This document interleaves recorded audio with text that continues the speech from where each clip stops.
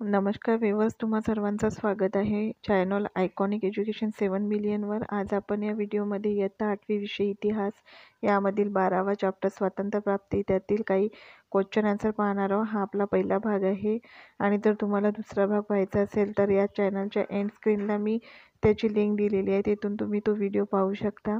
आणि जर तुम्ही चॅनलवर नवीन असाल तर प्लीज चॅनलला सबस्क्राईब करा, लाईक करा आणि बाजूला दिलेली बटन जी आहे बेल आयकॉन ती प्रेस करा, जेणेकरून तुम्हाला नवीन नवीन व्हिडिओचं नोटिफिकेशन मिळत राहील। तर चला व्हिडिओला स्टार्ट करूया। पहिला क्वेश्चन आहे, दिलेल्या पर्यायापैकी योग्य पर्याय निवडून विधाने पुन्हा लिहा।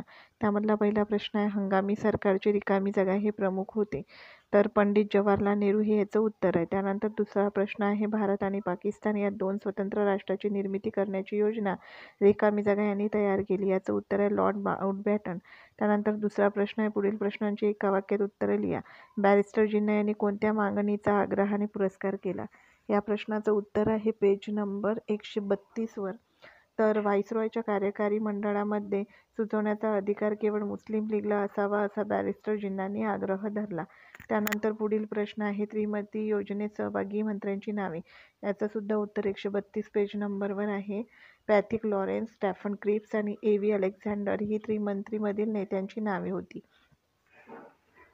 पुढील प्रश्नाचे सकारण स्पष्ट करा। राष्ट्रीय सभेने फाळणीस मान्यता दिली। या प्रश्नाचं उत्तर पेज नंबर 133 वर आहे।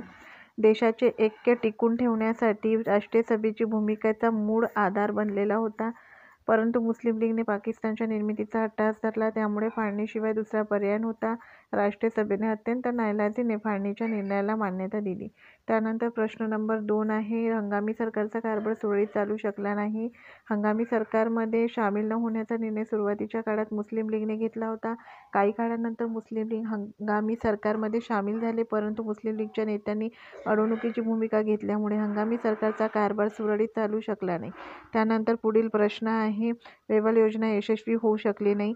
जून 1945 मध्ये भारताचे व्हाईसरॉय लॉर्ड वेव्हल यांनी एक योजना तयार केली। व्हाईसरॉयच्या कार्यकारी मंडळात मुस्लिम प्रतिनिधींची नावे सुचवण्याचा अधिकार केवळ मुस्लिम लीगलाच होता, असा बॅरिस्टर जिन्नांनी आग्रह धरला। राष्ट्रीय सभेने त्यास विरोध केला, त्यामुळे वेव्हल योजना यशस्वी होऊ शकली नाही। तर हा आपला पहिला भाग आहे। दुसरा भाग एंड स्क्रीनवरून तुम्ही पाहू शकता। व्हिडिओ आवडल्यास प्लीज चॅनलला लाईक करा, सबस्क्राईब करा आणि शेअर करा। भेटूया आपल्या पुढील व्हिडिओमध्ये, तोपर्यंत धन्यवाद।